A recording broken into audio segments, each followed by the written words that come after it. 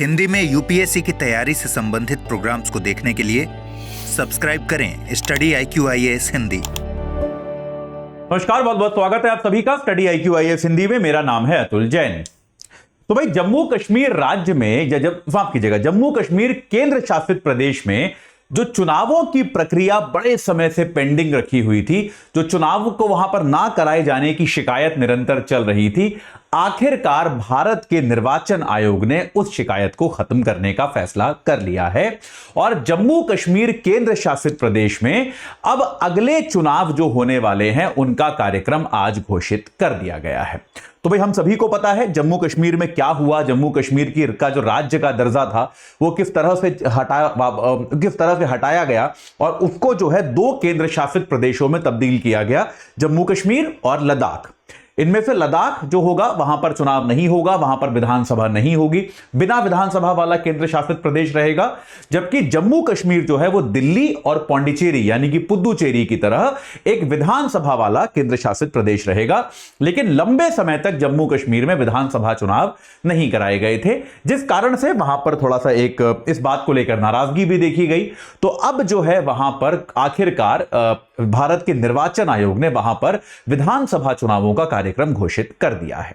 चलिए, क्या कार्यक्रम है, कैसे वहां पर चुनाव होंगे, कब वहां नई सरकार बनेगी, इसमें कोर्ट की क्या भूमिका है, इसके बारे में आपको जो है मैं अगले 10 मिनट में समझा दूंगा। लेकिन उसके पहले आपको बता दूं कि अगर आप लोग 2025 में यूपीएससी की परीक्षा देने वाले हैं तो आप लोग हमारे P2I बैच से जुड़ सकते हैं। यह बैच 19 तारीख को शुरू हो रहा है।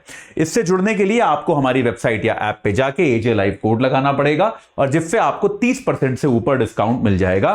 तो भाई, आपको जो है एक भारी छूट पर यह बैच प्राप्त हो जाएगा। इसमें आपको रोज 3 घंटे की लाइव क्लास मिलेगी, मेंटोरशिप मिलेगी, डेली प्रैक्टिस क्वेश्चंस मिलेंगे, प्री और मेंस दोनों के।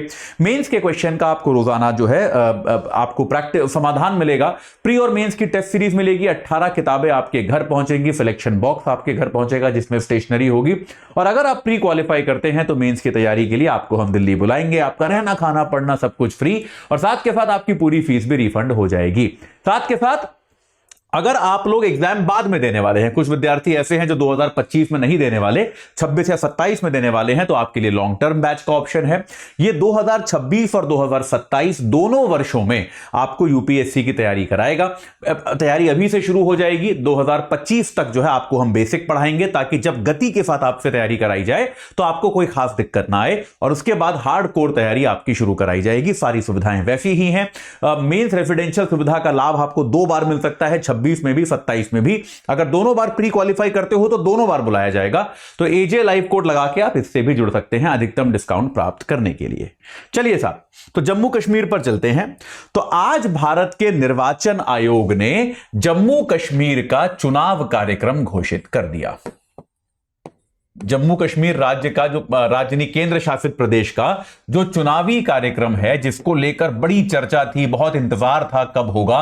कई बार यह भी सोचा जा रहा था कि शायद लोकसभा चुनाव के साथ होगा, लेकिन नहीं कराया गया। इनफैक्ट मेरे को तो यही उम्मीद थी जब क्योंकि दिसंबर में सुप्रीम कोर्ट का जजमेंट आया था, आपको बताऊंगा मैं, और तब सुप्रीम कोर्ट ने कहा था कि आपको सितंबर के पहले ये इलेक्शन कराने हैं। तो मुझे हमेशा यही लगता था कि लोकसभा चुनावों के साथ करा दिया जाएगा, लेकिन ऐसा हुआ नहीं, लोकसभा चुनावों के साथ नहीं कराया गया।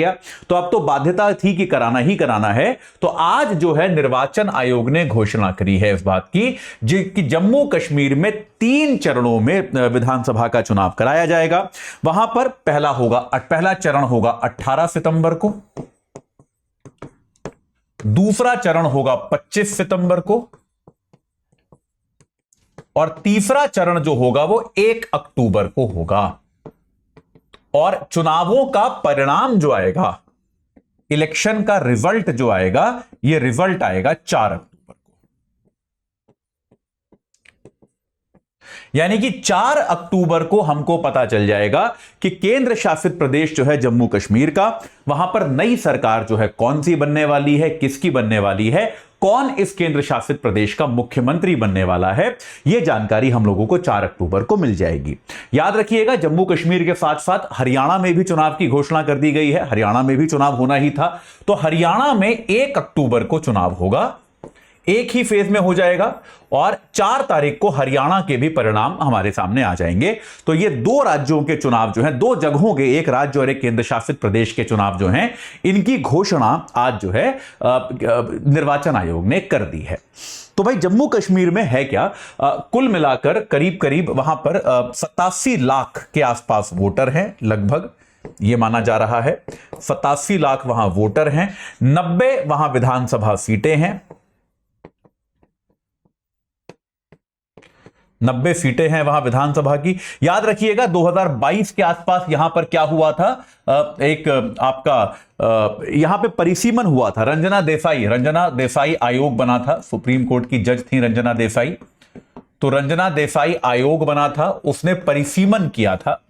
इस परिसीमन को लेकर भी विवाद हुआ था, यानी कि विधानसभा सीटों की नई सीमा तय करी गई थी। इस परिसीमन में जो जम्मू क्षेत्र है वहां पर 6 नई सीटें जोड़ी गई थी, जबकि जो कश्मीर क्षेत्र है वहां पर सिर्फ 1 नई सीट जोड़ी गई थी, ऐसा किया गया था। तो कुल सीटें जो हैं वो इस क्षेत्र की हो गई थी 114, लेकिन वहां पर 24 सीटें जो हैं वो पीओके के लिए रखी जाती हैं।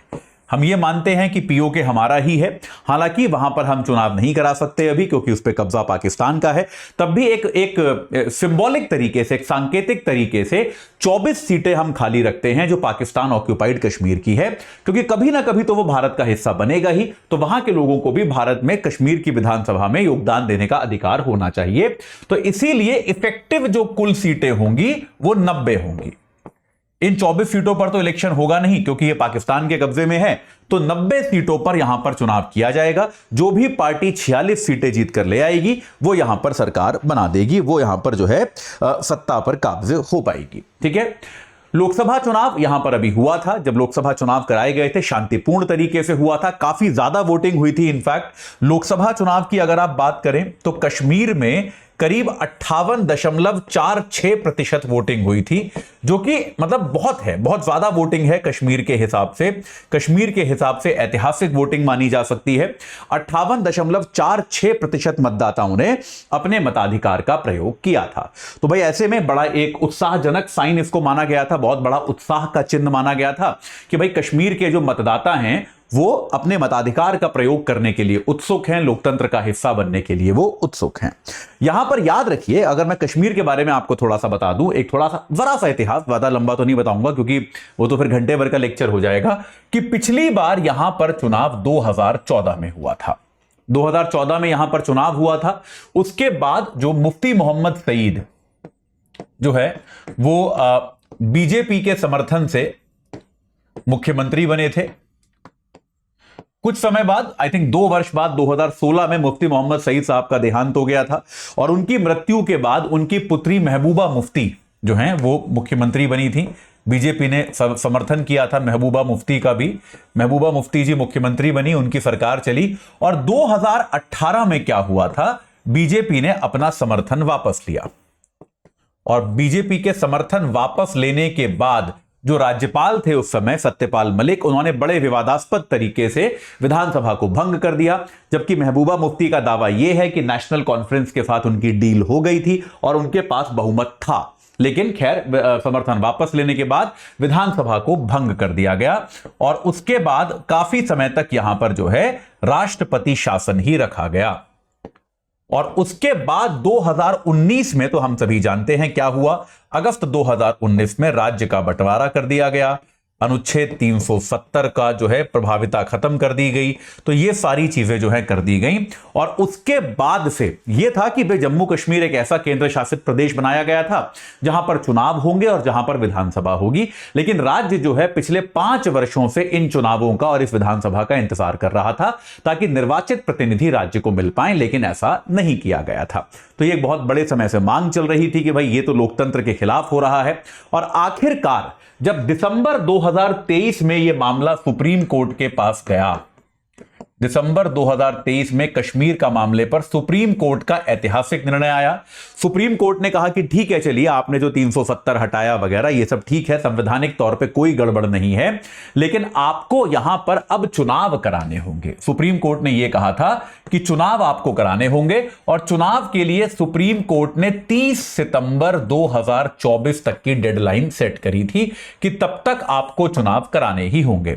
आज जो निर्वाचन आयोग प्रेस कॉन्फ्रेंस कर रहा था उसमें निर्वाचन आयुक्तों से एक सवाल यह भी पूछा गया कि आप सुप्रीम कोर्ट की डेडलाइन को एक दिन से मिस कर रहे हैं। सुप्रीम कोर्ट ने 30 सितंबर कहा था, आपका आखिरी चरण 1 अक्टूबर है और रिजल्ट को भी काउंट कर ले तो वो 4 दिन से मिस कर रहे हैं। तो क्या यह सुप्रीम कोर्ट की अवमानना नहीं होगी?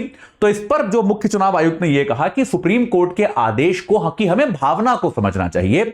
इस बात को समझिए कि इस बार चूंकि कश्मीर में कुछ कारणों से बहुत सारे त्योहार हैं, अभी भी अमरनाथ यात्रा चल रही है, तो इस कारण से क्या है, कश्मीर में समय से चुनाव नहीं कराए जा सके और हम 2-4 दिन ही आगे पीछे करा रहे हैं। तो हमको नहीं लगता कि सुप्रीम कोर्ट इसको अवमानना मानेगा, क्योंकि भावना समझिए, सुप्रीम कोर्ट का मतलब यह थोड़ा ना था कि 30 तक ही कराने हैं। भाई एक आध दिन आगे पीछे चलता है, लेकिन हम उसी डेट के आसपास चुनाव करा रहे हैं। तो निर्वाचन आयुक्त ने, राजीव कुमार साहब ने कहा कि मुझे नहीं लगता कि सुप्रीम कोर्ट जो है वो इसको किसी भी प्रकार से जो है अपने आदेश की अवहेलना मानेगा या अपने आदेश का उल्लंघन मानेगा। तो भाई यहां पर सुरक्षा के साथ अच्छे से चुनाव हो जाएं, क्योंकि आजकल जम्मू क्षेत्र में आतंकवाद की घटनाएं लगातार देखने को मिल रही हैं। तो भाई हम सभी तो यही आशा करेंगे कि भाई कश्मीर में लोकतंत्र बहाल हो, वहां पर अच्छे से वहां पर चुनाव हो जाएं। अभी 15 अगस्त को अपने भाषण में प्रधानमंत्री ने भी यह कहा था, 15 अगस्त को जो प्रधानमंत्री लाल किले से भाषण देते हैं, वहां पर प्रधानमंत्री ने भी यह कहा था कि कश्मीर में चुनाव भी कराए जाएंगे और उसका राज्य का दर्जा भी बहाल किया जाएगा। यह भी प्रधानमंत्री ने कहा था कि हम चुनाव तो तुरंत ही करा देंगे और राज्य का दर्जा भी उसका बहाल करेंगे। तो ऐसा नहीं है कि राज्य का दर्जा हम उसका सदा के लिए हटा चुके हैं, राज्य के दर्जे पर उसको वापस लाया जाएगा, यह हमारा इरादा है। प्रधानमंत्री ने कोई टाइमलाइन नहीं दिया, लेकिन यह माना जा रहा है कि लोकतंत्र की बहाली और वहां पे चुनाव करा के एक चुनी हुई सरकार को बनाकर बिठाना, यह शायद इस दिशा में पहला कदम हो सकता है। ठीक है, हम सभी कामना करेंगे कि यह चुनाव अच्छे से शांतिपूर्ण तरीके से हो, किसी प्रकार की हिंसा, किसी प्रकार का विवाद इनमें ना हो। ठीक है, चलिए, तो अभी के लिए इतना ही। आगे जो कुछ भी होगा वो मैं आपको बताता रहूंगा। एक बार फिर बता दूं आपको कि भाई एजे लाइव कोड लगा के आप हमारे लॉन्ग टर्म बैच से जुड़ सकते हैं, और साथ के साथ अगर आप हमारे सामान्य जो P2I बैच है 2025 वाला, उससे जुड़ना चाहते हैं तो आप एजे लाइव कोड लगा के उससे भी जुड़ सकते हैं और अपनी तैयारी को एक सही आकार प्रदान कर सकते हैं। इस चर्चा से जुड़ने के लिए आप सभी का बहुत बहुत धन्यवाद। हिंदी में यूपीएससी की तैयारी से संबंधित प्रोग्राम्स को देखने के लिए सब्सक्राइब करें स्टडी IQ IAS हिंदी।